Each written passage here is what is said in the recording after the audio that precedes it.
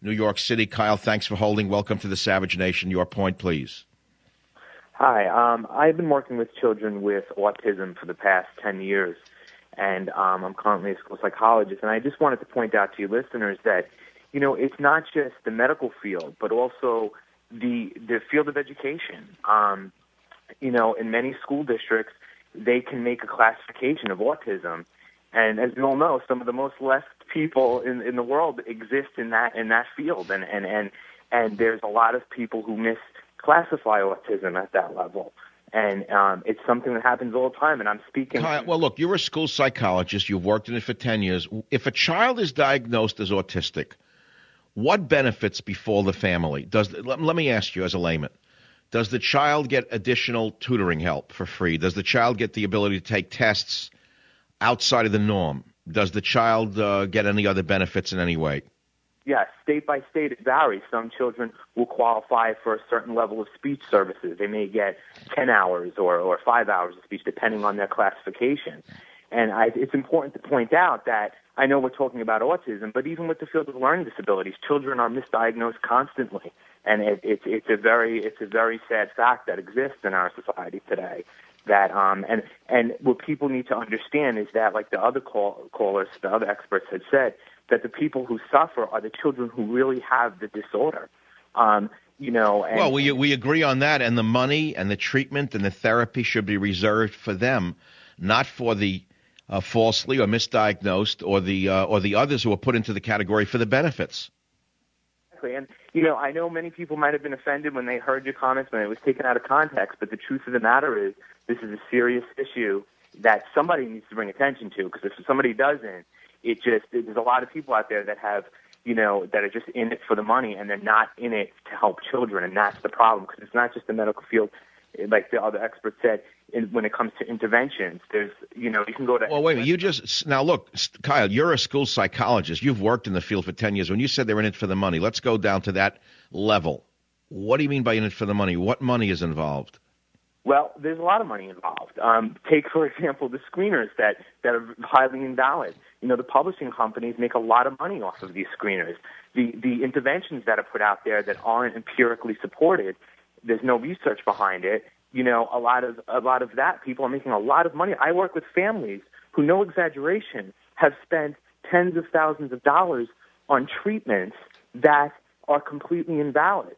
And the hardest part of my job is to explain to these parents that, you know, there is no research behind it. And I have to try and point these families in the right direction. But it's a very difficult thing to accomplish because the media portrays things, and the Internet, they portray things in a very inaccurate fashion.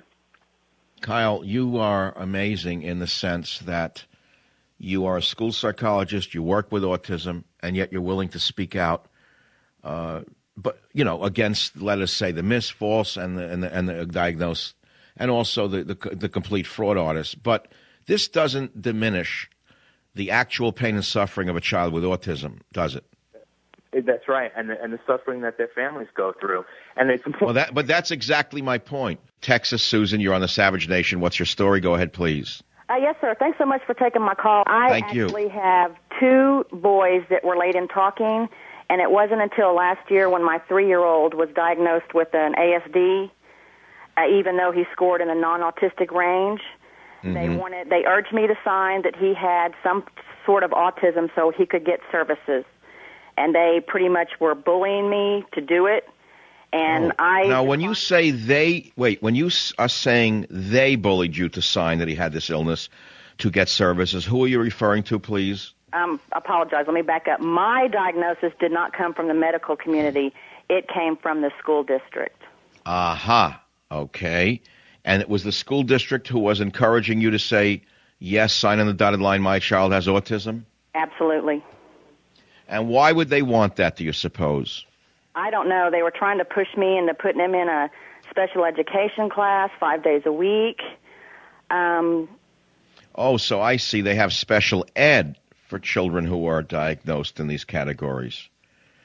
Well, that's very interesting unto itself. And, of course, we all know that special ed and other such services are quite expensive, and they may be bankrupting our schools. Now, that's who I'm directing the show to. are the guilds that are involved in pushing this. I have to repeat it, I guess, in every breath, that there is true autism and the children are suffering and they deserve the care that they are entitled to. Tikvah in New York City on WOR, my wonderful affiliate in Manhattan and surrounding area. What's on your mind, Tikvah? Hi, I'm an ABA therapist with a prominent agency in New York. And today the agencies have really co-opted that term autism. What they do is they send the parents to neurologists that are willing to give this diagnosis for children that I have been working with. And I know for a fact that they're not autistic. They're mentally retarded. They're neurologically impaired. They have severe brain damage. And they're labeled autistic because the agencies make more money with this label. And, oh, my God. You mean there's more money if the child is declared to be autistic than brain damaged?